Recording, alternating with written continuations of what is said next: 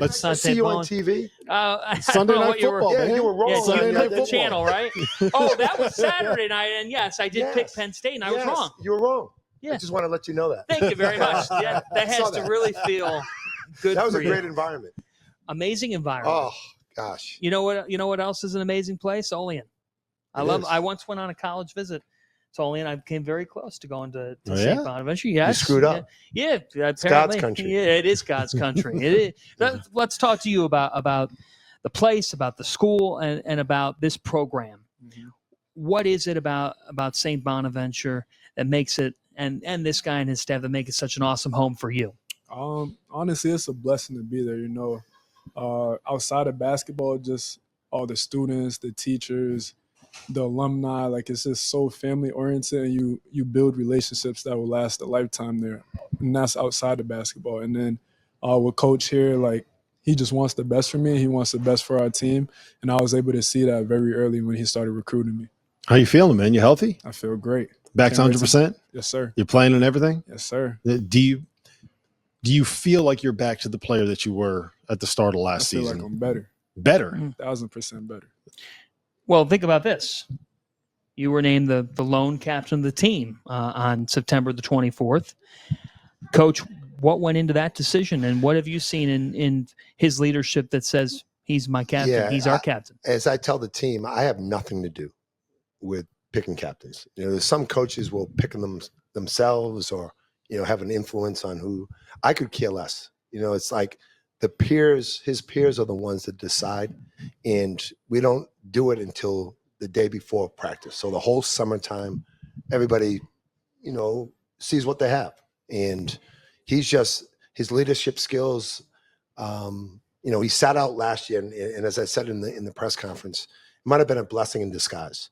You know, we were 9-1 with him, then he breaks his foot. And I think for the last 20 games of the season, he was on the sideline. He was like, coach, watching. And sometimes, like, it's a doubting Thomas. Like, the coach would say something to you on the court, and you're like, yeah. But once you see it from the sidelines, you know, it's almost like you learn quicker. And so, you know, he knew that he needed to work on his jump shot, and he's done a tremendous job over the summertime. That was an Achilles heel for him. And his leadership, you know, when you know, we have 11 new guys. And those 11 guys picked DeSante to be the voice. And that's why people put, you know, a captain on their resume. It's important. It means that you have leadership skills, and the players really respect you. You look refreshed. I went over to Ireland, played golf. Mm-hmm. I heard you had like a 3.5 week vacation. Listen, I had a hole-in-one at Oak Hill Country Club. Do we have video of this? Listen. I've been asking. And I've done something that Tiger Woods never did. Oh boy! Got a hole-in-one at Oak Hill. And as I told my friends, I knew it was going to happen. I'm 62, but I knew it was going to happen. As we tell our players, patience. And I just had patience, and with my skill set, I knew it was going to happen. It took 40 years to get it done? It took me 62 years to get it done. But I did get it done. How'd you find out Coach got a hole-in-one? I told him. He mentions it after every practice, every other day. Oh, come on. The only thing I'm missing right now is the footage. Yeah, right. It's like if a bear's in the woods, right? Let's talk about this, about your team, and when you bring in 11 new guys. But it's pretty clear looking at some of the priority areas. Yeah. Whether it's Joe Graubeck, who averaged close to 3 blocks per game at Fullerton and could shoot the three. Yep. Buddy Simmons, second comes to mind. You went after defense and you went after shooting. Yeah. I thought one of the negatives last year was that 3-point shooting percentage. And so every player that we brought in shot over 35%. And so I just think the game of basketball now is an offensive game. And the better you can shoot the ball, the better chance you have. Now, I've switched because I always thought I was going to say, wins. Was this different? But it's just the way that the game is called now. It's just different. So that was a negative. We try to make it a positive. And we try to bring in, you know, rebounding was another area that, you know, I think we were like +1. And I think the team that out-rebounds the other team has a legitimate chance, should win the game. So like a Frank Mitchell is a guy that was at Canisius, was a double guy, and Joe can rebound. And I just think that those were the two. There was other deficiencies, but those are the two glaring ones that we tried to fix. Now, how old is this change in thought process for you? The last couple of years. As I said, I'm old, and sometimes you don't change. But I think if you don't change, then you're going to die.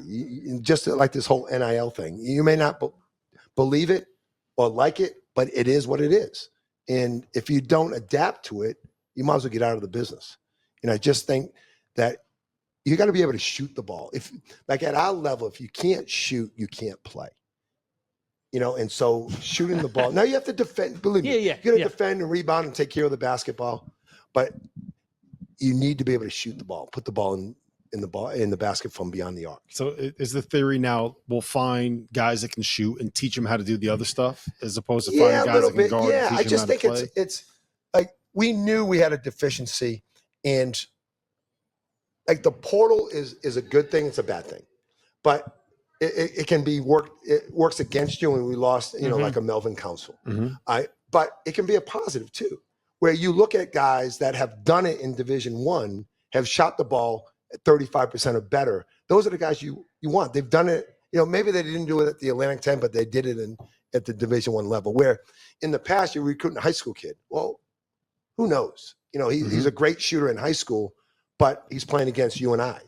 We've seen these guys play against Division I caliber players, so it gives you a little bit more of a comforting feeling that they can do it for us.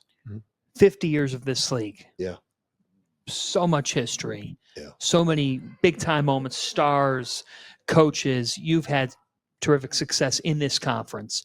When you think about the Atlantic 10 and some of your favorite memories, but also where the league sits at the table in 2025, what comes to mind? We've had Hall of Fame coaches. We've had great players. We have 10 guys in the NBA right now. We've had, 12 first-round picks. It's like the Atlantic 10 doesn't have to take a backseat to anybody. We can compete, against anybody. And we've proven that we can beat anybody in this country. So I think we've done a good job in the change of landscape now with the whole NIL. Like, I think the Atlantic 10 hasn't fought it. They've accepted it. They've made changes, and everybody's in.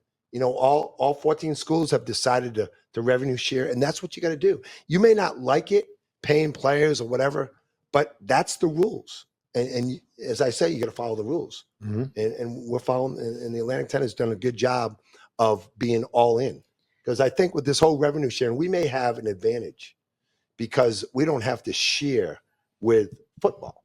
Now it depends on what's going to happen with, the dock money, is the bag money coming back? Right. I don't know that. Or with all these NIL deals, how many are going to be rejected? Right. Are they going to take a hard stance? Well, and how do they look at everything accurately? Exactly. So I just, the concern that I have is one student athlete sues. What's going to happen? I'll tell you what's going to happen is that there's going to be a lot of lawyers that are going to have a lot of billable hours. They're going to make a lot of money out of this. Bingo. Yeah. I wish I got a law degree. But we have, I think, if you look at just the parameters, how it is right now, the Atlantic 10, the basketball-centric conferences may have an advantage. But it's yet to be determined, what's going to happen. Desante, do you know where your season is starting this year? First game of the year. Do you know that? South Carolina against Belmont. Bradley. Bradley. Yeah. In Rock Hill. Yes, sir. At 11 a.m. You know what channel that's going to be on? I do not. You don't know what it's going to be on? No, sir. It's going to be on the field of 68. Okay. Yeah. Are you excited about coming down to Rock Hill and playing in that event? Yeah, I'm so excited. I'm really more excited to start that season 1-0. I'm so excited. He focuses his post practice time on talking about his golf skills. Yeah. Not that Jeff Goodman's going to be in the same building. Jeff for your who? We don't know him. Thank God he's not here. He's really old. Yeah, you're about the eighth coach that said that, by the way. Yeah, we don't need him. But the field of 60, we're really looking forward to it. It's going to be it's going to be a blast. Well, I give you credit, and I give you a ton of credit because I just think, and I can feel that you feel the same way, and I'm sure you feel the same. You as a player want to play in games that matter, games that move the needle. You as a coach, there's just not a lot of coaches who are going to say, yes, I'm willing to play at 11 a.m. on the opening day, where the Bonnies are going to get an isolated window on social media and all over the place. I just think it's a no-brainer for both schools. You know, you got two successful programs. You know, Bradley's won 29 games last year. Coach Waddle is a great coach. It's like it's a no lose. You know, it's like if you lose that game, you're losing to a good team that's going to have a really good season. Mm-hmm. I just and to be able to be the second game of the 25 season, or 25-26 season, it's like why wouldn't you want to play? And we shouldn't fault people when they play people, right? No, I mean, no. Like we're playing North Carolina. You know, it's like, to me, down in Fort Myers. Yeah, those are no-brainer games. That's just going to help us and prepare us for the Atlantic 10, because Bradley is a program that can be one of the better teams in the Atlantic 10. So we're playing an Atlantic 10 team at the beginning of the year, and I think it's exciting for our guys to look forward to that. We're going to have a great crowd. The Bonnies travel really well, so we're excited about it. Mm-hmm. DeSante, you were voted captain, as your coach said. What advice are you giving some of these new guys that are transferring into a program on how to adjust and how to be ready to play right away? Honestly, just to trust the process and stay patient. You know, we run a lot of sets. He throws a lot at us on a daily, and it can get frustrating for a lot of guys that aren't used to like this volume of execution. So just making sure they stay patient and just trust that what he's putting on us works, and looking in the past and seeing that it's worked in the past, and trusting that if we really lock in, that the formula will work in the future for us as we get throughout this season. I think the guy that's going to get the most attention on your team because of his backstory is Joe Grahovic. Yes. Joe Grahovic. Yes. For people that don't know, he's from California. He was homeless for a while. He was living in his truck, and now he's got a chance at one of the best programs in college basketball. What have you seen out of him, and what can St. Bonaventure fans expect to see when he's able to kind of play? He's relentless, man. He gives us so much versatility at that 4 and wing spot. He's 6'9", but he moves like a guard. He can play inside out, shoot it well. So he's just a versatile guy. He can thrive in any position you kind of put him in out there. So I think he'll help us out a lot this year. So I have a proposal. Okay, if you guys, win the A10 regular season and win the A10 tournament, Coach has to grow out his beard like Joe. I like that. Does that work? And what about a headband? Well, shoot, I don't have any here, so I don't really need a headband. Remember, this is my showing my age. Slick Watts. Yeah. I could be Slick Watts. So yes, grow out the beard. Yeah, I'll grow it out. I'll grow it out, and maybe be like who's the manager in the WWE? Triple H? No, way back when. Oh, Paul Heyman? No. Lou Albano from the corner. Yes. I can do that. You could be a WWE figure. You know, you've got. What do you think? Because of my physique?